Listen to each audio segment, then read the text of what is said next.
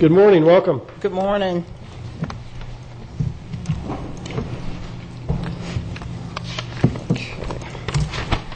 The Commissioners of Indian River County, I appreciate you giving me the opportunity to speak this morning. In the early 60s, I spent every summer in the Oslo area with my grandparents. We fished on the old fish house. We dug oysters. When Cape Canaveral had a space launch, how beautiful to watch the river. The river is the name that my grandparents told us that we call the area. And to see at Christmas time, my family had a family tradition. They would either see the sun set or the sun rise. And they've done that for over 40 years. And it was no boat ramp that was built, but lots of seagrass. I can remember playing hopscotch and marble on the dirt road, but nothing compared to walking bare feet in the seagrass. My cousins and me, we would count how much wildlife that lived in the seagrass. My grandson is the third generation of my grandparents to enjoy the Oslo boat ramp area, the river.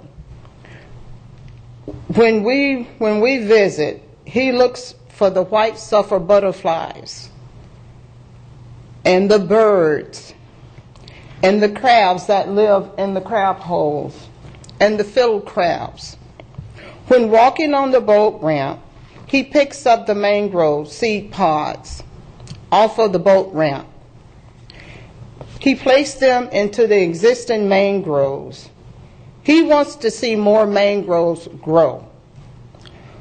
My question is, will Eli be given the opportunity to see the mangroves grow?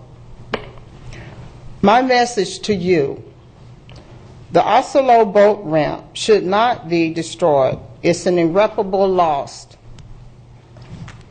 I see a lot of St. Lucie County residents that enjoyed the boat ramp on the weekends.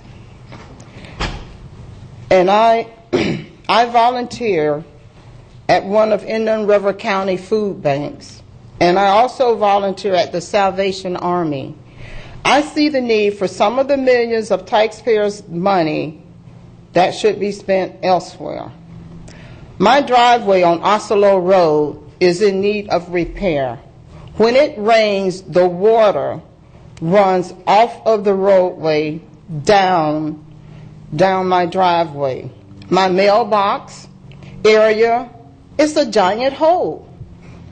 The drain culvert never been cleaned since the Oslo Road widening. It's the only one on Oslo Road that the county will not clean out.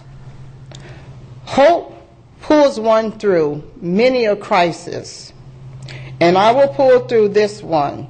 As hard as it may seem, I'm trying to keep the courage and faith as a pioneer family of Oslo. Thank you very, very much. Yes, ma'am. Any questions? Thank you. No, but Ms. McKenzie, I will ask the Public Works Department to follow up and check the issue about the drain there. Yes. So I'll be glad to have them take a look at that for you. Yes. Yes, ma'am. I've talked to numerous people about it, and they keep saying it's on your property. The culvert is not on our property. The county installed it, and I've told them. And I watched them when they were out doing the cleaning back in April. And I call immediately and say, hey, you have someone here in the area working. Please have them to clean out the area. Mm-hmm. My problem is, where we live at, part of our property is a swell. It's a natural swell on it, and it's in the front part. We maintain the canal ourselves because it's on private property. It's a drainage ditch that's come through. We take care of that part. But if the culvert, you know, right now it has like Brazilian pepper trees and everything right over that site. Okay. And I'm not able to get out there and, clean that part up. Because we do our part is maintaining, on our side of the pipe. Okay. Ms. McKenzie, are you on the Yes. north side of Oslo Road or the south We're side? the property sits on the south side. The south side, And okay. it's already been recorded because I came here personally and talked to one of the staffs here. I couldn't get anyone one day, so I went in and I talked to the attorney, I think it was the county attorney secretary.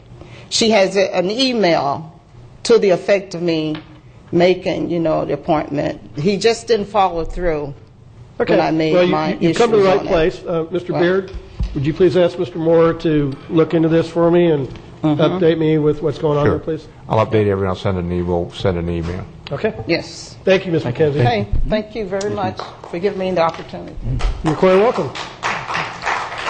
Second is a request to speak from Marty Baum regarding the Oslo Road boat ramp. Office didn't follow through. Good morning. Welcome, Marty.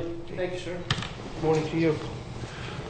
My name is Marty Baum, 1192 Northeast Francis Street, Jensen Beach. I'm your Indian River keeper. I'm here today to make some observations and comments about the Oslo Boat Ramp project. Over the last 100 years, people have moved into Florida, and each and every one of them has had an impact that we are now paying the price for. All across our state, relaxed protections, overzealous residential development, and corporate farming has impacted our natural ecology. During all that time, we have inflicted upon our lagoon a series of injuries: unregulated discharges, loss of habitat, loss of wetlands, enormous new watershed responsibilities, nutrient loading, pesticide, herbicide contamination, and more. Each issue, each exception, adds another seemingly insignificant cut until the once vibrant lagoon begins dying the death of 1,000 cuts and goes to her knees. The upper lagoons have lost more than 40 square miles of seagrass meadow in 4 years. That's an area 4 times the size of Vero. Gone. That's a loss of habitat for more than 3 billion fish. And with every other living creature under stress and in decline, everyone must look into the future and recognize the necessity of protecting what little habitat and nursery is left. Your responsibility is to protect our natural treasures for our future and our economic well-being. How can anyone support the destruction of so vital a cog in the restoration of our lagoon and look themselves in the mirror?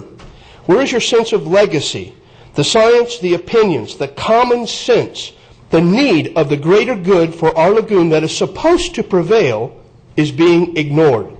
Dr. Grant Gilmore, one of the most respected estuarine scientists in the world, our fish whisperer with more than 40 years of experience, is being completely ignored.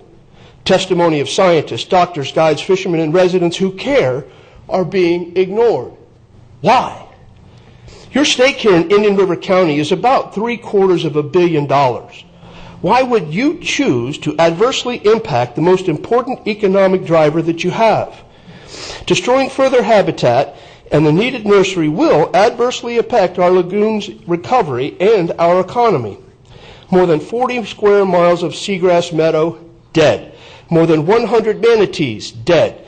Dozens of dolphins, dead. Hundreds of birds, all dead. Yet impacting the healthiest habitat and most important nursery left north of the Narrows for a little profit is still acceptable?